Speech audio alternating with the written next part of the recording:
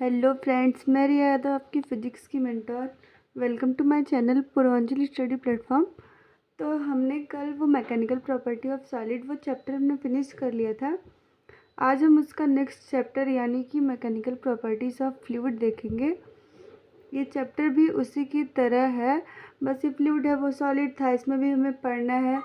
आखिर कुछ ऐसी बातें हैं इसमें जो आप ऑलरेडी जानते हैं, तो आइए देखते, मज़ा आएगा।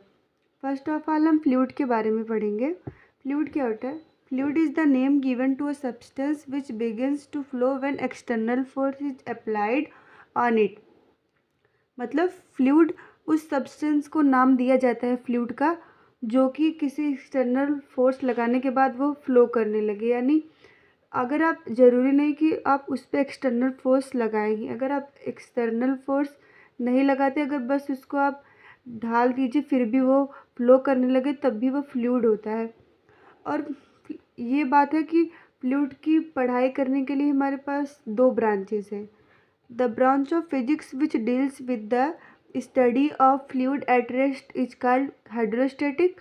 Branch of science that deals with the study of fluid is motion is called hydrodynamic. यानी कि फिजिक्स की वह ब्रांच जो कि किसी फ्लूइड को रेस्ट में हम पढ़ेंगे तो उसको हम हाइड्रोस्टेटिक नेम देंगे, और यदि हम फिजिक्स यानी कि हम फ्लूइड को अगर मोशन में पढ़ेंगे तो उसको हाइड्रोडायनेमिक देंगे।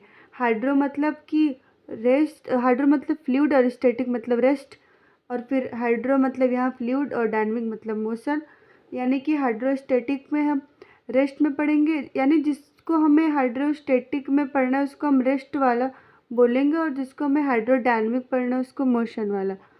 फिजिक्स ऑफ लिक्विड यानी pressure. The normal force over or thrust exerted by a liquid at rest per unit area of the surface in contact with it is called pressure of liquid over our hydrostatic pressure।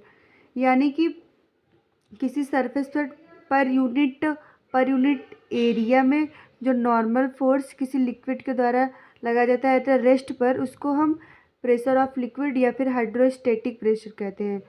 और ये थोड़ा important point है कि pressure applied by solid is always downward due to their weight. अगर हम solid पे pressure लगाते हैं तो हमेशा उसका मतलब जो प्रेशर लगता है वो डाउनवर्ड्स लगता है उसके वेट के कारण। और ये लिक्विड के लिए ये बात है कि pressure applied by fluids over or gas over or liquid is in all possible direction. और अगर हम यही प्रेशर हम अगर फ्लूइड में लगाए तो वो सभी डायरेक्शन में पॉसिबल होती है। यानी कैसे, एज्यूम करिए एक वॉल्यूम है, आप उसमें एक छोटा सा होल कर देंगे, तो आप होल तो करेंगे लेकिन हवा सारी जगह से मतलब निकल के वो एकदम पचक जाएगा, वो हवा एक ही जगह से निकलते निकलते पूरा निकल जाएगा। लेकिन वहीं अगर आप मान लीजिए सॉलिड में क्या ले लीजिए, आप फ्लोर ले लीजिए, आप किसी भी बॉडी में फ्लोर को रखे हैं और आप एक जगह से उसको होल कर दीजिए, तो क्या धीरे धीरे क्या सारा निकल जाएगा? फ्लोर नहीं निकलेगा, कुछ देरी निकल कर वो रुक जाएगा। तो ये होता है सॉलिड के लिए, और फ्लूइड के लिए हमने देखा ही।